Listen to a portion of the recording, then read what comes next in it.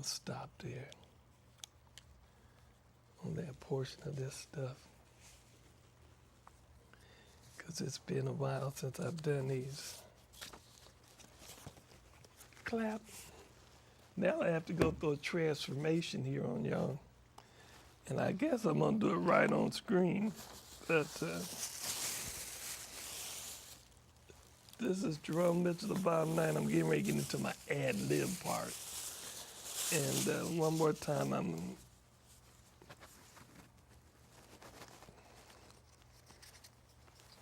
wishing you I'm gonna take this off for a minute. This is gonna get real ugly here.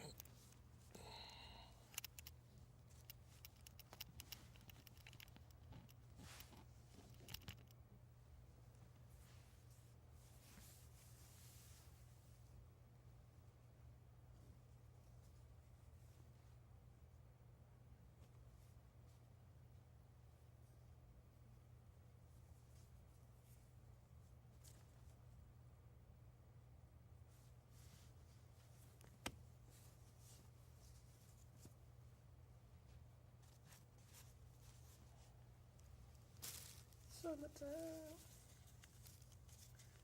and the living breathing. So hush, pretty baby,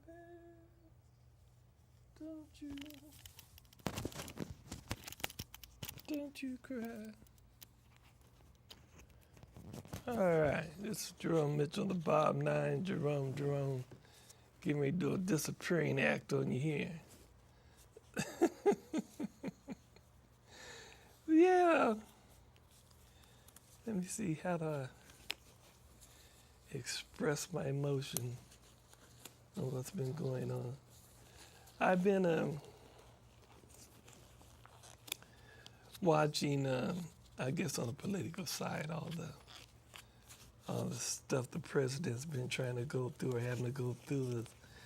The guy just got tired. I mean, look, he's been there 6 years. He's only got 2 years left.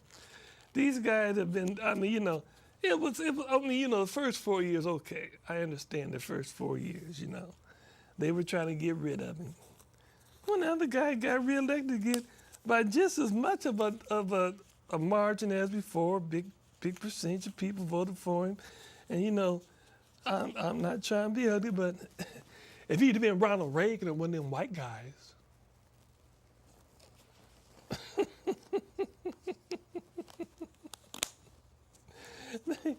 they might have halfway worked with him. Well, I mean, the guy's been he's been trying his best to be accommodating. You know what I mean? he was trying his best to walk the middle road. He was trying to, like I said, if you see a lot of policies he's done, a lot of things he's done, is more conservative than the conservative did when the conservative was in there. Now, he sent more people back than than George Bush did, or as many people. And yet he was for the Latinos, but he sent a lot of them back. He followed the law, and that's what they asked to do. Now, the Republicans play all these games and run their mouths and talk all this smack, but you got to understand, to run government, you have to have money. They are not financing these situations. Now, they want to talk about Benghazi. Okay, let's talk about Benghazi. Let's talk about our diplomatic corps across the world. Let's talk about our government around the world. It is underfunded. Okay? They ain't put enough money in there. They're not putting enough money in there to run the government. They're continually taking money out from the daggone. I keep telling you, they're taking money from the pot. They've been stealing from the pot. They've been doing the Peter Paul game. Let's quit being stupid and ignorant about the situation. Who got us into these wars, which have lasted over 10 years each? Lasted more than 10 years. Each cost somewhere around probably $1 trillion, if not more. Each has made a lot of rich people over there in that part of the world. Each has done a whole lot of capital, what is it called? Capital improvement or infrastructure building. I mean, structure building and stuff that could have been done here was not done here. Remember that one? See no evil, hear no evil, speak no evil. That's an evil group up there. They're constantly taking money out. They're talking about let them have more money so they can make the economy work. But they're not making the economy work. They're making the economy work for them. It's not working for us. You know what I mean? An economy that's not working for us. A government that is not working for us. Okay? We should have some kind of bill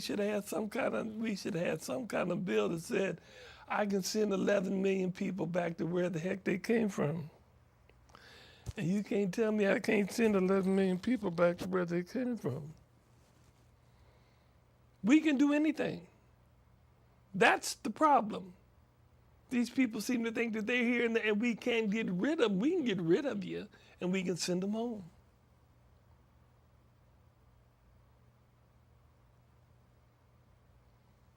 But somebody's got to fill that spot and do that work that they're doing. Y'all walking around and talking about there's jobs and things that you won't do. You done got too good to work. So what we supposed to do? You know what I mean? You done got too good to work. Here's jobs you will not do. Well, I guess maybe they need to cut the daggone water off for you for a while. They need to cut the funding off from you for a while, maybe. Maybe that's what's going on. Because they said there's jobs that you will not do. I hadn't found a job out there that I wouldn't do if somebody would pay me a decent wage to do it. Is that the problem? I mean, some of us don't like just getting up, going to work, just go to work and come up, that we end up owing at the end of the day, and we went out and did all this work, and we owe somebody something. We like to go out and work and maybe seem like that we kind of like progress down the road a little bit, you know? But just to work, and then on the end, to end up owing someone. Or maybe we're too smart, or we become too literate enough or learned enough to understand that we're getting screwed at some point in time and don't feel like going out and getting screwed. Some people go to work and come back owing money to people just to get to work. Serious. I mean, now, which ain't a bad scam or a bad, I mean, it did start an economy thing going, it did start an industry. And it did get something rolling around the little horn there, but you kicked all these women off of welfare. Well, the majority of them got kicked off welfare. And you told them they had to go out and get a job, go work. So, I guess we're getting subsidized for it some kind of way there. So, in the end, we turn around and I don't know how it works. I don't know the subsidies because I don't have no kids or anything like that. But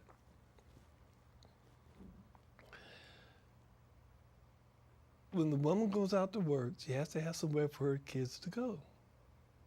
Now, depending on how many kids she has, how much it's going to cost her, or how much it's going to end up costing some government agency that's going to pick up the bill for her children being watched while she goes to work, but just daycare. So now the daycare people are gonna get some money. Now we got that group, we got the daycare thing going now, you know, where, and then there's a lot of people that don't get these subsidies or whatever. So there's a lot of people that pay a bunch of money, you know, like it ain't cheap. Daycare ain't cheap. Just understand that per week.